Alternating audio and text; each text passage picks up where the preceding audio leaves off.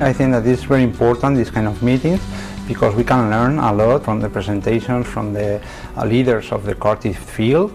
So not only from the clinical point of view, also from the preclinical point of view. As many as people can attend, they can understand and be trained, and they can bring the experience of the other to their own centers. It is obviously very important to every now and then rub shoulders with all those involved in the CAR therapy field to learn what they have learned in order not to repeat mistakes that have been made by others. So this has now been the first European CAR T-cell meeting, jointly organized by the European Hematology Association, EHA, and the European Society for Blood and Marrow Transplantation, EBMT.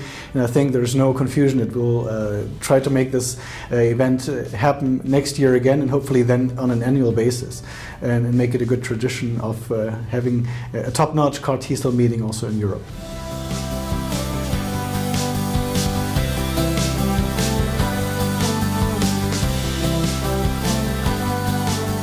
So what the CARAMBA project is about is bringing CAR T-cell therapy to multiple myeloma, a hematologic malignancy for which there are treatment options, but we still want to improve the outcome for patients. So CAR T-cell therapy is a relatively young form of treatment.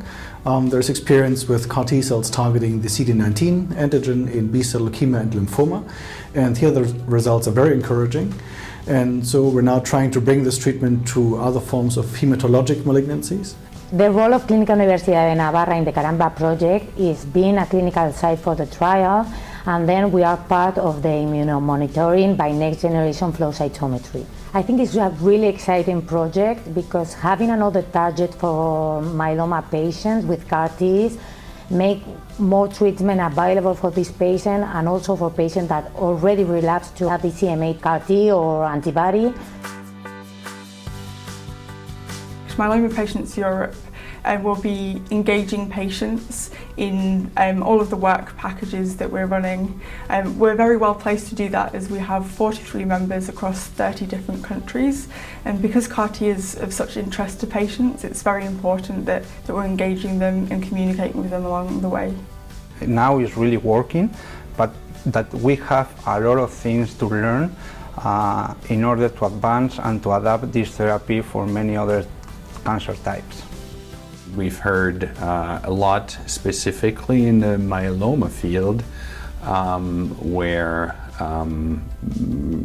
clinical expectations with other antigens have not been met, and that of course validates our target. There are lots of ongoing trials in CAR-T, and it's a very exciting time in the disease area. I think additionally to that, there's lots of discussions going on about the regulation and reimbursement of CAR-T, which is very important for patients, and we'll be communicating with them about that discussion.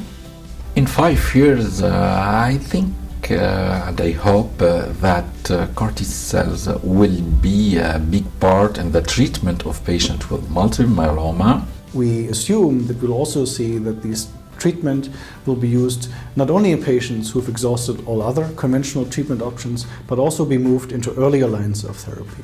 And maybe we will increase or enlarge the indication of this therapy in the future in 5 years.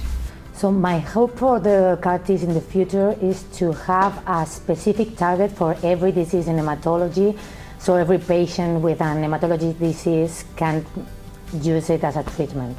If it works, then I think it will make a significant impact for myeloma patients. So the patients hopefully have a chance to be cured from this disease and will be spared months and years of conventional chemotherapy and radiotherapy.